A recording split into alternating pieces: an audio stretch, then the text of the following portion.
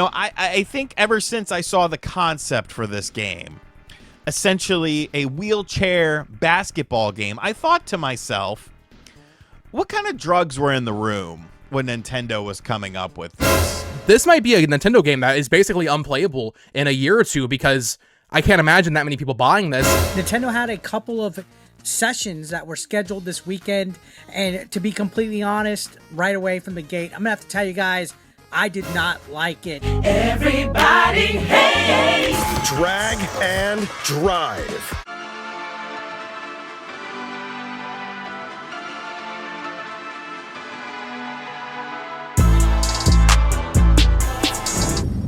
What's good, YouTube? It's your host, S.H.I.N, and you are now watching the infamous S.H.I.N.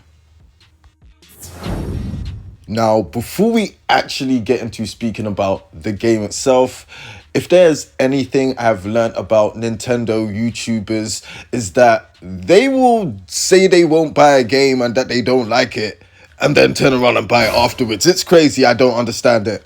Anyway, Drag X Drive is Nintendo's new exclusive game for the Nintendo Switch 2, in which teams of 3 use the motion controls to play a bizarre game of wheelchair basketball. So, with the Switch 2 hype kinda dying down at the moment, we will see if Drag X Drive is exactly the slam dunk that the Nintendo Switch 2 needs. I am so sorry about that joke. When it comes to graphics and overall looks, this game isn't bad. It's got a kind of clean but generic look to it. But when we take into consideration it was made by Nintendo, it definitely lacks their usual design flair and polish. If we just take a look at some of their other newer exclusives and just compare it briefly, like Splatoon and even ARMS, we can definitely see a huge difference as far as design. Now, that being said, definitely don't get it twisted.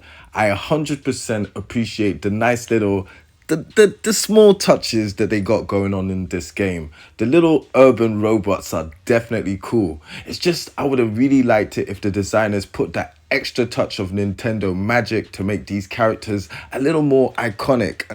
Even if the extra development time cost us, maybe an extra $5 or $10. Because right now, if you look at the characters and overall aesthetic, it's kind of giving tech demo. Let's keep it real.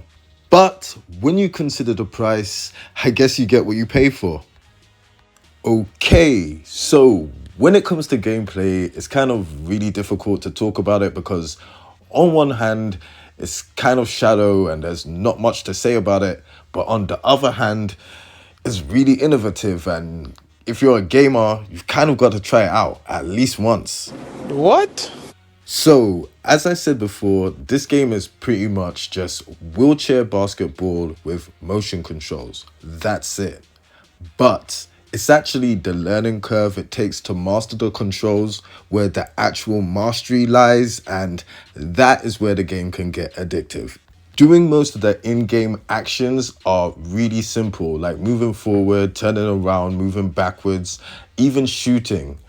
But mastering these controls and getting them to work when you want them to, the way you want them to, that is where the mastery lies. And I have to give Nintendo a little bit of respect for creating a system which is simple to learn but difficult to master. Now, the only problem with these motion controls is that they don't always consistently work the way they should. And that is a real downer, especially when you're in the middle of an online match or you just really want to pull off a trick and score and get your team the dub. And excuse me, how much do these Joy-Cons cost again?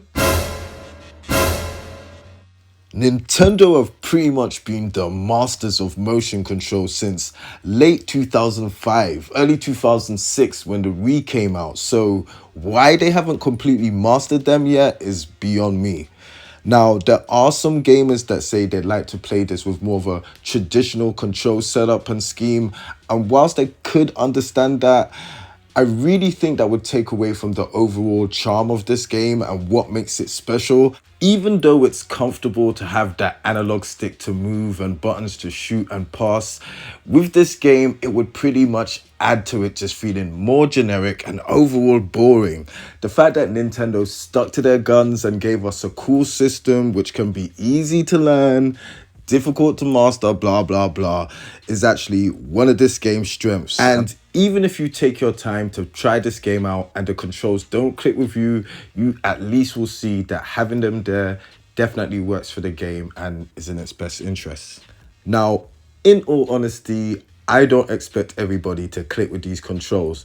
I mean, even for me, there was definitely an adjustment period, even though certain parts of the controls felt so intuitive. I mean, there was one time in a match when I played and I scored straight away, and I wanted to just wheel backwards to get on defense, and I just automatically just wheeled back without even having to go to the tutorial. And I thought that was really dope. I thought, okay, maybe this is a little bit cool. But there's other times when I just want to turn sharply right or left, and it feels like I am just in mud or I can't do it quickly. And it can just be a really frustrating experience, especially when you want to play competitively. And if you would like to take this game, quote, seriously and play it competitively, that is definitely in here as well. There's definitely a couple of extra special moves, tricks, defensive options, and a style of play which could, take you to the next level. And it's really cool that Nintendo have added that depth, even though this is a budget title. Now, this game also has some single player activities, and I say some very loosely, sparingly, all that great stuff. Now, this package does have a few motion control based mini games that will keep you occupied for about 5 to 10 minutes. But in my opinion, the meat of this game is really in mastering the controls and getting good, learning to drop those W's, learning how to be a real and one breaker on the court or whatever. But in all seriousness, this game does not provide an extensive amount of content for single players.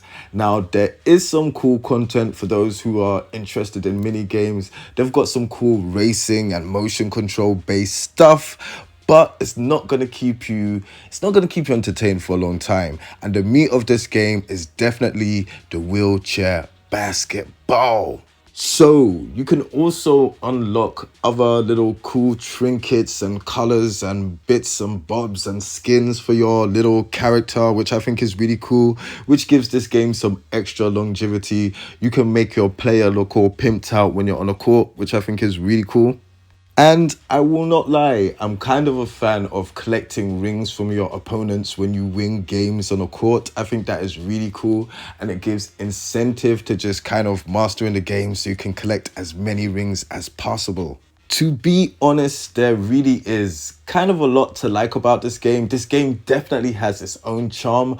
I really wish Nintendo just gave it a little bit more development time to even out the spice. Now, when we look at the review scores and stuff, we can see that it's not doing so well. I mean, to be honest, this game definitely seems like it should have been packed in with the console or packed in with the online subscription, because to get the most out of this game, you're definitely gonna need to be playing this online or just with people. And yeah, I think this definitely would have served better if it was a packing game with the Nintendo Switch or a packing game when you subscribe to the online service. And I will not be surprised if they do that in the future. Watch this space. Now, that being said, especially for the price and stuff, $20, $16.99 if you're in the UK, there's actually a lot here for the price and stuff. I would have preferred just a little bit more content, like if they had a little cool story or a little cool announcer to get you hyped, or just a little bit more single player content, because when you get this game, it is pretty much incentive to go and get yourself a Nintendo Switch membership. You pretty much have to be online when you have this game, or else you're just not going to get the most out of it, and that would be a shame. So yeah, that is definitely kind of something which could be a drawback for this game. Like, if you're a single player person and you're about your single player content and you want more from your Switch 2 that you just bought, that you just spent all this money on, maybe you might want to give this a miss. But if you are someone that's ready to get into that multiplayer life, if you're ready to rumble and tussle online with the greatest, or if you're just ready to just meet new people and fill out your friends list, maybe this might be something that would work for you.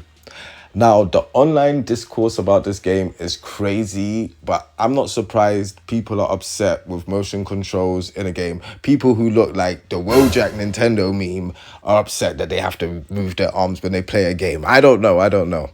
But anyway, if you've seen anything about Drag X Drive, what do you think about this game? I think it's okay. I think that the hate's a little bit overdone. Do you know what I'm saying? Maybe you guys might want to wait for a sale or wait till it's available free with the online subscription.